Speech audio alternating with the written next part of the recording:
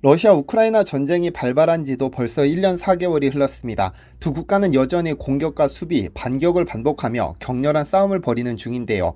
러시아는 푸틴이 집권한 이후로 자신들이 일으키거나 개입한 전쟁은 모두 속전속결로 마무리하며 소기의 성과를 거뒀습니다. 일례로 2000년 대통령 권한대행이었던 푸틴은 제2차 체첸 전쟁을 마무리하면서 체첸을 러시아의 가장 충성스러운 부하로 만들어버렸고, 가장 최근인 2021년 12월 말부터 시작된 카자흐스탄 반정부 시위에 개입해 즉각 사태를 종결시켰죠. 하지만 우크라이나를 침공해 시작한 전쟁은 달랐습니다.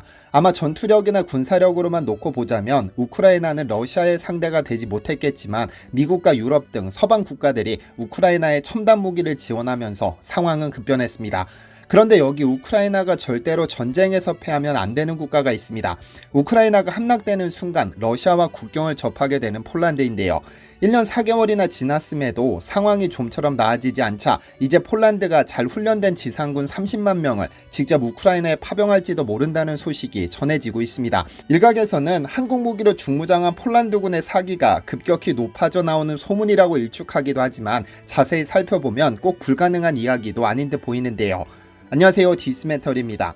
러시아 우크라이나 전쟁이 장기화되는 상황에서 만약 우크라이나가 무너지면 폴란드가 참전할 수밖에 없다는 충격적인 발언이 등장했습니다. 지난 3월 얀 에메리크 로시체프스키 프랑스 주재 폴란드 대사는 한 언론과의 인터뷰에서 유럽의 문명과 문화에 대한 주요 가치가 위협받을 수 있기 때문에 우크라이나가 스스로 독립을 지켜내지 못하면 폴란드가 참전할 수밖에 없을 것이라고 밝혔습니다. 폴란드 고위급 공무원의 입에서 이러한 발언이 등장하자 폴란드가 실제로 러시아 우크라이나 전쟁에 공식적으로 참전하는 것이 아니냐는 혼란이 생기기도 했는데요. 물론 폴란드 대사관 측은 특별 성명을 통해 폴란드가 무력 충돌에 직접 관여한다는 신호를 보낸 것이 아니라 우크라이나가 패배할 경우에 대해서만 경고한 것이라며 한 발 물러나는 모습을 보였는데요. 그런데 며칠 전에는 실제로 폴란드가 우크라이나로 진격할지도 모른다는 또 다른 소식이 전해졌습니다. 인공지능을 기반으로 테러리즘 퇴치 운동에 나선 한 트위터는 일주일 전 긴급 트윗을 날렸습니다. 만약 전쟁이 지지부진하고 나토가 우물쭈물하면 최소 30만 명의 잘 훈련된 폴란드 지상군이 자발적으로 우크라이나군에 합류할 준비가 됐다는 건데요. 무엇보다 폴란드는 이 전쟁이 빨리, 가능하면 우크라이나의 승리로 끝나기를 간절히 기대하고 있습니다.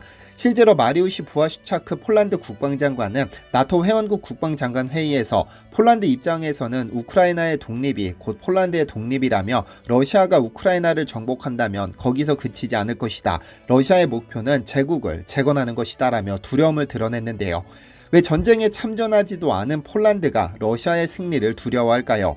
왜냐하면 폴란드의 입장에서 본다면 우크라이나는 그간 러시아와 폴란드 사이를 막아주던 완충국가였기 때문입니다. 즉, 지도를 보시면 아시겠지만 폴란드는 리투아니아, 벨라루스, 우크라이나와 국경을 접하고 있는데 그중 우크라이나와의 국경이 가장 깁니다. 그러니까 벨라루스야 이미 러시아의 손아귀에 있고 우크라이나마저 러시아 손아귀에 떨어진다면 폴란드는 순망치 않은 위기에 빠지게 되는 것이죠. 600만 명이 희생된 제2차 세계대전의 악몽이 떠오르는 것인데요. 이에 국방장관은 폴란드는 실제 억지력을 구축해야 한다며 군병력을 30만 명으로 국방 예산을 GDP의 3%까지 각각 늘릴 계획이라고 밝혔습니다. 그런데 위 트위터에서 언급된 발언과 연결시켜 보자면 폴란드는 현재 15만 명이 조금 안 되는 군병력을 30만 명으로 증강할 계획을 이미 밝혔고, 이 증강된 30만 모든 병력을 우크라이나에 자발적으로 파병하겠다는 의미입니다. 즉, 어떻게 해서든 러시아의 승리를 막아 자신들의 안보를 지켜내겠다는 것이죠. 그런데 제2차 세계대전에서 핍박받았던 폴란드가 러시아를 상대로 지상군 파병까지 거론하는 이유는 잔뜩 사들인 한국산 무기 때문일지도 모릅니다. 아마 잘 아시겠지만 한국은 지난 2022년부터 올해까지 폴란드에 어마어마한 양의 무기 공급 계약을 체결했습니다. 한국 방위산업의 입장에서는 폴란드를 만나 그야말로 잭팟을 터뜨렸죠. 2022년 대한민국은 역대 최대 방산 수출을 기록했습니다. 계약 금액만 약 23조 원인데 2021년과 비교했을 때 2.42배 증가했습니다. 물론 폴란드의 역할이 컸는데 우크라이나가 공격받는 모습을 지켜본 폴란드는 사실상 준전시 상태에 놓였고 서둘러 중무장을 시작했습니다.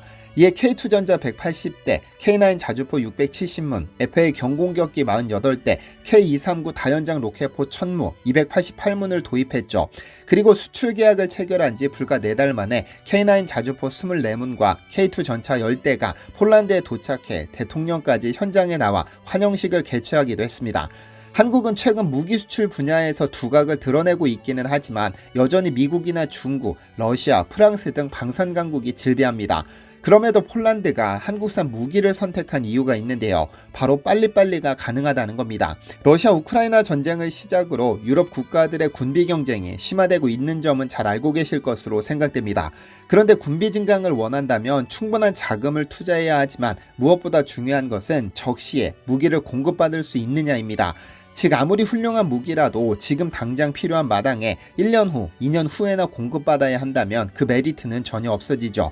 그런 의미에서 한국은 이 부문에서 상당히 특출납니다. 실제로 폴란드에서 이런 일이 일어났죠.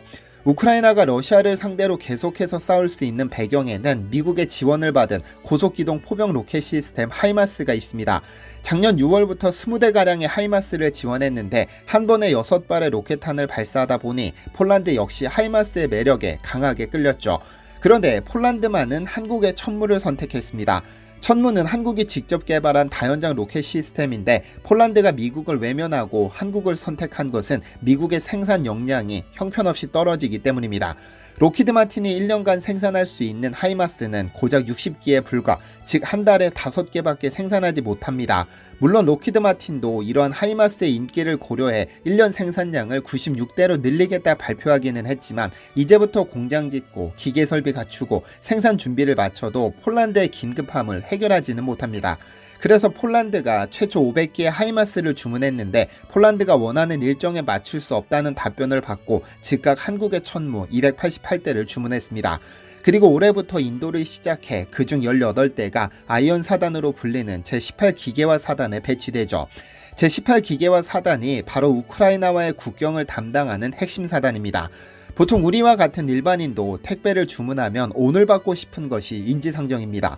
하물며 자국의 목숨을 좌지우지하는 무기야 오죽할까 싶습니다.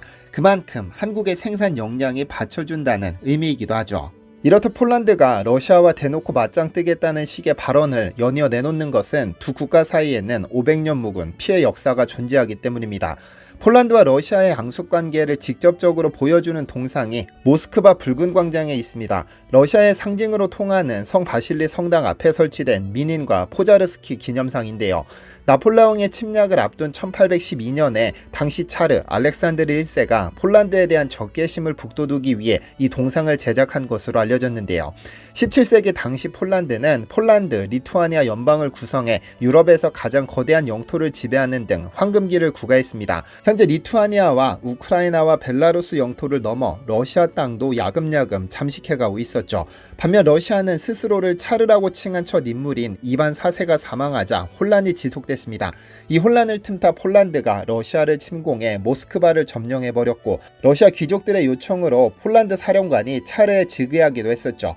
폴란드의 악몽이 시작된 건 20세기 초입니다. 1939년 8월 나치 독일의 히틀러와 소련의 스탈린이 폴란드 분할 통치를 골자로 하는 독소 불가침 조약을 체결했는데 9월 1일 독일이, 9월 17일 소련이 폴란드를 침공해 분할 점령하면서 폴란드는 다시 지도에서 사라져버리죠.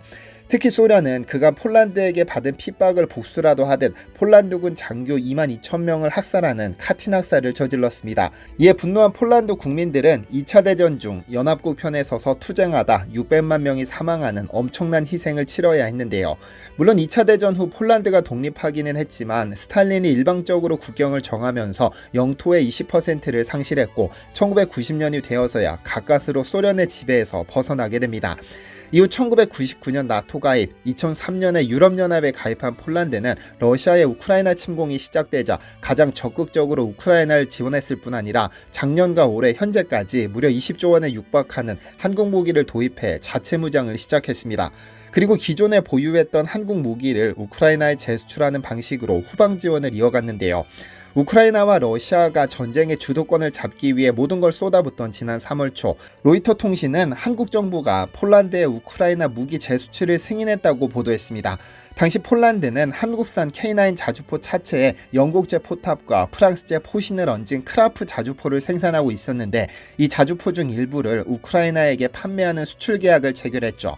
다만 우리나라 법률에서는 외국에 수출한 국산 무기나 부품은 한국의 허락 없이 제3국으로 이전을 금지하고 있기 때문에 폴란드의 입장에서는 한국의 승인을 먼저 받아야 했습니다. 그리고 한국이 이를 승인하면서 우크라이나로의 무기 공급이 성사된 것인데요. 이미 전쟁 초기 18대의 크라프 자주포를 우크라이나에 보냈고 이후 추가로 수십 대 공급 계약을 체결한 겁니다. 다만 한국 국방부는 한국은 차체만 공급했을 뿐 무기 체계가 이전된 것은 아니다라고 설명해 살상 무기를 직접 지원하지 않는다는 정부 정책에는 변함이 없음을 못 박았습니다.